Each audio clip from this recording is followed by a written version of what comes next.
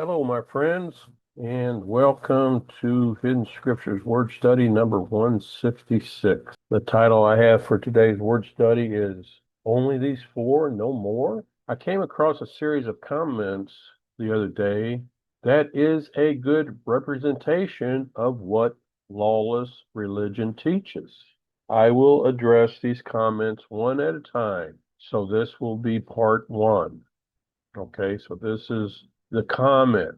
Acts 15, 5 through 30 is when the apostles had their council of Jerusalem to discuss whether or not Gentiles had to follow the Mosaic law. They concluded that we do not have to follow the law except for four, unquote. Okay, so that is the comment that is based on what this person has been taught from the pulpit.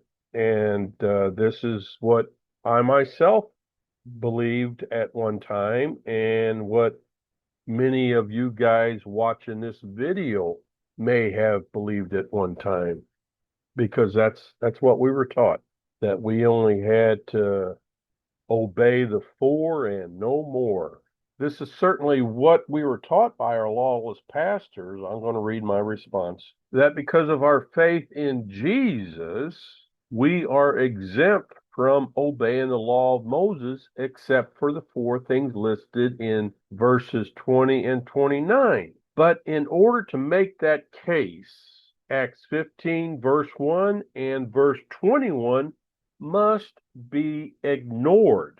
Once we no longer ignore and disregard verses 1 and 21, then it becomes clear that the statement that this person made right here, they concluded that we do not have to follow the law except for four, is patently false.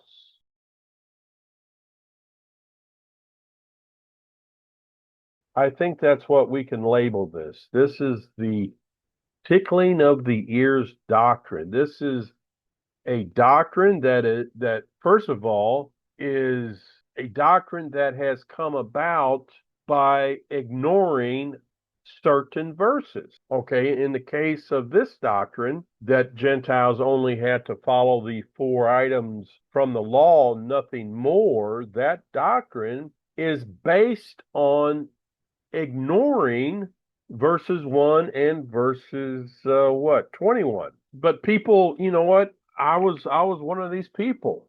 We believed this doctrine and we accepted this doctrine hook, line, and sinker because it tickled our ears, man. We didn't have to do, we could eat our pork, for example, because all we have to do is obey these first four items listed in verse 1 and 21. So that doctrine is a doctrine that is widely accepted by those involved in lawless religion, because there's a whole lot of things that we don't have to change about our lives, but once we take into consideration, like I mentioned before, verses 1 and verse 21, then it just completely makes this statement patently false. It's obvious. Okay, now let's go to the scriptures and do a deep dive into this passage. Okay, we're in East Sword and the Jerusalem Council. Okay, Acts 15:1. Some men came down from Judea and began teaching the brothers, unless you are circumcised in accordance with the custom of Moses, you cannot be saved. Okay, so some men came down from Judea. Who were these men? Well, verse 5 tells us who they are. They're Pharisees. Okay, so Pharisees came down from Judea and began teaching the brothers, unless you are circumcised in accordance with the custom of Moses, you cannot be saved. So what these Pharisees are saying is they're saying that unless the men became physically circumcised, there was no way for them to be saved. Okay, so that is the context of this passage that these Pharisees were trying to establish. Well, that was completely opposite of what the Apostle Paul taught, that salvation does not come about by works, okay? That salvation is by faith and trust in the Messiah. But these Pharisees have completely turned that around and are saying, no, that's not true, that you cannot be saved unless you are circumcised. Okay, let's continue with verse 2. Paul and Barnabas disagreed greatly with these Pharisees and debated with them. So it was determined that Paul and Barnabas and some of the others from their group would go up to Jerusalem to the apostles and the elders and confer with them concerning this issue on whether or not the men had to be physically circumcised before they could be saved. So after being supplied and sent on their way by the assembly, by the called out assembly, they went through both Phoenicia and Samaria, telling in detail the conversion of the Gentiles, and they brought great joy to all the believers. When they arrived in Jerusalem, they were received warmly by the called out assembly and the apostles and the elders, and they reported to them all the things that Elohim had accomplished through them. But some from the sect of the Pharisees who had believed stood up and said, it is necessary to circumcise the Gentile converts and to direct them to observe the law of Moses before they can be saved. That's what these Pharisees are saying, that being physically circumcised and obeying the entirety of the law of Moses that pertains to them was a prerequisite to being saved. The apostles and the elders came together to consider this matter. After a long debate, Peter got up and said to them, brothers, you know that in the early days Elohim made a choice among you, that by my mouth the Gentiles would hear the message of the gospel and believe. Okay, when did this happen? Well, this happened at the house of Cornelius. We talked about this a video or two ago. The video, I think, is entitled, Not Even Peter Thought the Vision Was About Pork. Okay, that something like that is the title of that video. But what Peter is referring to here is when he went to the house of Cornelius, because this happened a decade or so after the resurrection of our Messiah. The gospel had still not been proclaimed to the Gentiles. So this is what Peter is talking about here. This is what he is referring to here. When he finally, after the sheep vision revealed to him that he was to take the gospel to the Gentiles, the gospel had finally been presented to the Gentiles, and that's what Peter is referring to here.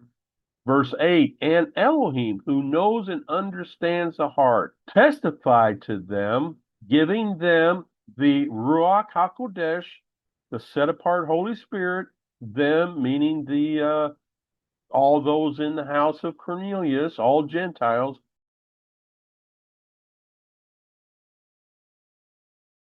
just as he also did to us. And he made no distinction between us and them.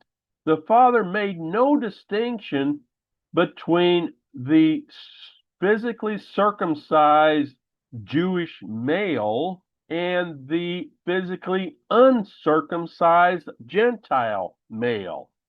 The Father made no distinction between them because he cleansed their hearts by faith in Yahushua.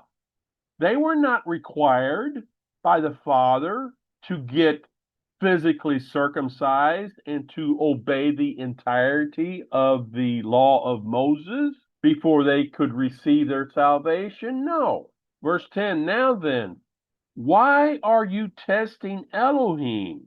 Peter's talking to the Pharisees right here. So now, then, why are you testing Elohim by placing a yoke on the neck of the disciples, which neither our fathers nor we have been able to endure? Now, my question to you, what is this yoke? Well, we were taught by lawless religion that this yoke was the Mosaic law, the law of Moses, the Torah. But is that really true? Is that what Scripture tells us? So what is this yoke? Okay, let's look at this. Okay, let's go to 1 John 5:3. Okay, 1 John 5:3 right here. For the true love of Elohim is this, that we habitually, they've got that in parentheses or in italics, I should say. So this is an added word, but it's fitting because habitually means that we do it on a daily basis.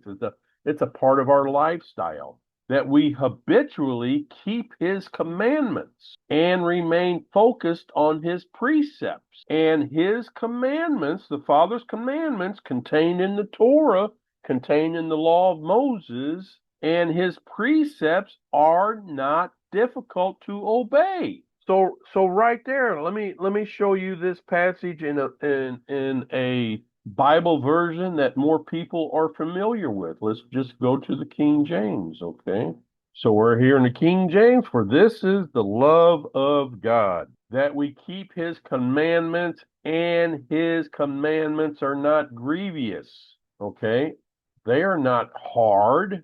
His commandments are not a yoke. His commandments are not grievous. Now, this term commandments, again, lawless religion teaches that anytime we see the word commandments, it is only talking about the 10, which ironically, lawless religion only keeps 9, but that's beside the point. Basically, what this is saying, it's an all-inclusive term, meaning all of his precepts, all of his commandments, all of his statutes. Okay, let's go back to Acts 15. So yeah, so his precepts, his commandments, his statutes, his law is not difficult to obey. Okay, so let's just dispel that notion right there. I like this one. This is from the New King James Version. His commandments are not burdensome. So his commandments are not the yoke being talked about back here in Acts 15. The yoke being talked about here is not talking about the Torah. It's not talking about the Mosaic law, because we just saw in 1 John 5:3 that his commandments are not burdensome. They're not difficult. They're not a yoke on the neck of the disciples, which neither our fathers nor we were able to endure. So the yoke is not talking about the Mosaic law. And if that is the case, which it is, well, what yoke are we talking about? We're talking about the yoke of the Pharisees, all the added rules and regulations of the Pharisees, which the Messiah refers to as the doctrines of men. That's the yoke. The yoke is the doctrines of men being forced on the people by the Pharisees. That is the yoke. Now, let's continue. Verse 11, but instead, we believe that we are saved through the grace, not by works of circumcision, but we are saved through grace of the Master Yahushua in the same way as they are. Talking about the Gentiles. Then the whole group of these elders in Jerusalem became silent and were listening to Barnabas and Paul as they were describing in detail all the signs and wonders Elohim had done through them among the Gentiles. After they finished speaking, Jacob, James answered, brothers, listen to me. Simon, talking about Peter, has described how Elohim first showed his concern by taking from the Gentiles a people for his name, starting at the house of Cornelius. The words of the prophets agree as it is written. And this is what is written in the prophets. Well, where is this written in the prophets? Found right down here in Amos, chapter 9, verses 11 through 12. Okay, so Jacob, James goes on to say, therefore, I judge that we should not trouble these from among the nations, talking about the Gentiles, who are turning to Elohim, but that we write to them to abstain from defilement of idols. Let me highlight this verse real quick, and the Amplified actually does a good job at describing what it means to abstain from the defilement of idols. Let's go up there and take a quick peek. But what Paul taught in that passage that I just showed you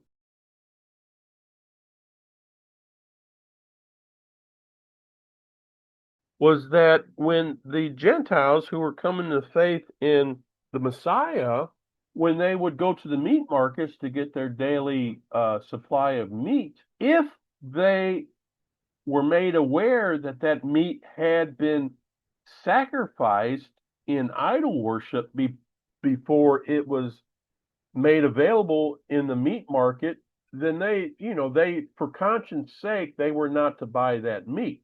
But if they bought the meat without this knowledge that it had been part of an idol sacrifice prior to being offered at the meat market, if they had no knowledge of that, then they could buy the meat and eat it without any problem. Okay. Only when they became aware that this meat had been offered in idol sacrifice were they to not buy that meat.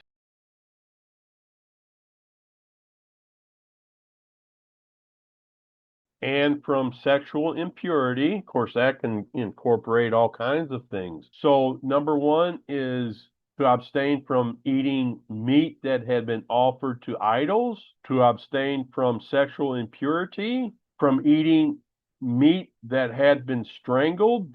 The Torah way to slaughter meat was that the animal was to have its throat cut and then all of its blood drained out on the ground. That is kosher killed meat. Okay, so the Gentiles were to abstain from meat that had been strangled. In other words, its blood had not been drained out, and from consumption of blood.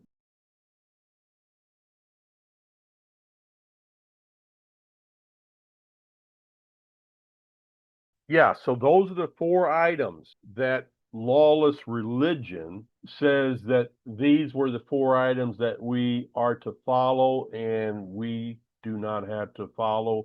We do not have to obey the rest, the remaining parts of the Mosaic law. Okay, so to believe that, this verse 21 must be ignored because Jacob, James says right here, for from ancient generation, the writings of Moses, that's talking about the Torah, has been preached in every city, since Moses, the Torah, is read aloud in the synagogues every Sabbath. What this means is that these Gentiles who were coming out of paganism, coming out of a lifestyle of debauchery and paganism, that these first four steps they had to take, they had to incorporate, they had to implement into their lifestyle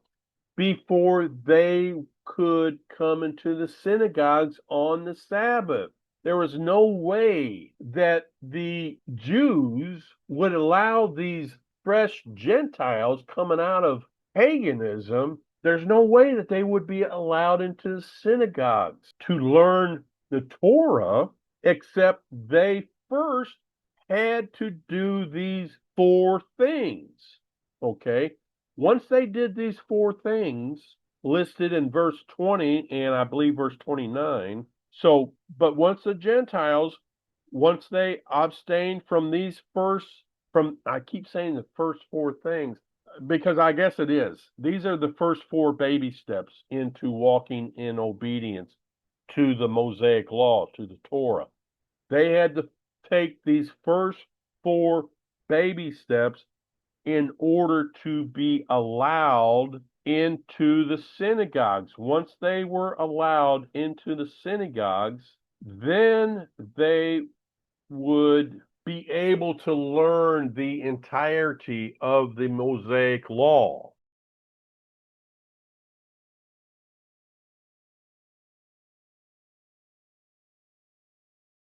So that's what this passage is talking about. So the comment that this person made, that the Gentiles were not required to keep the Mosaic law, but only these four items right here. And verse 21 provides evidence that that comment is patently false.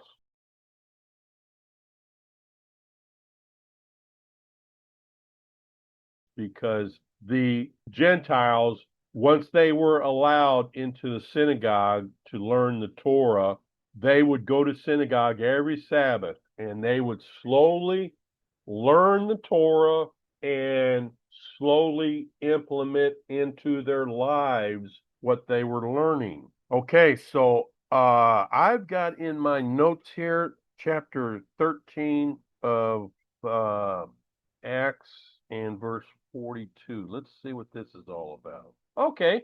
Well, this is okay, this is evidence right here starting in verse 42 of Acts chapter 13. And Paul and Barnabas, I'm going to read starting in verse 42. And Paul and Barnabas were going out.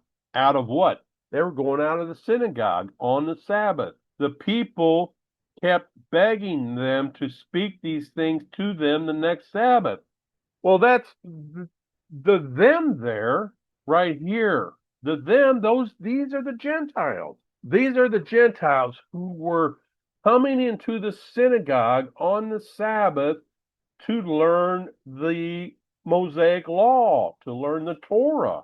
And Paul and Barnabas, they spoke, and the people, the Gentiles, begged them to speak these things to them the next Sabbath. When the synagogue, there you go, the Jewish synagogue, when the synagogue meeting broke up, many of the Jewish people and God-fearing, that's not talking about the Jewish people. That is talking about the Gentiles. Inquirers followed Paul and Barnabas, who were speaking with them and trying to persuade them to continue in the grace of Elohim. The following Sabbath, okay, so we go from one Sabbath at the synagogue where the Torah is being taught to the next Sabbath at the synagogue where the Torah is being taught. Almost the entire city came together to hear the word of Yahuwah.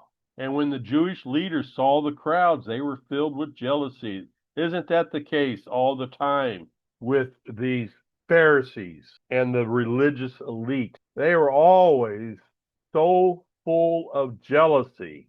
So this comment right here, they concluded that we do not have to follow the law except for four, is patently false. All we have to do is not ignore and disregard key verses in the passage. Once we do that, then we discover the truth. Then the truth will be revealed to us. Okay, so this person, in order to make this statement, they had to ignore and disregard verses 1 and verse 29, or verse 21, I should say. So that is something that we need to not do. Okay, we need to completely disregard any doctrine of men that is based on ignoring and disregarding certain scripture passages in order to make their point.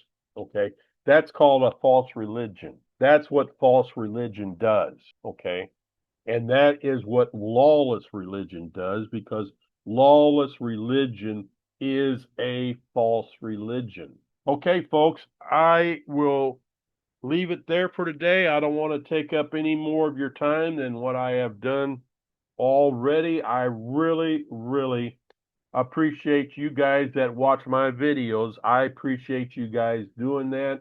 And for those who are new to my teachings, my word studies, I appreciate you guys being here as well. So I will leave it there for today, and we will see you in the next video. Shalom.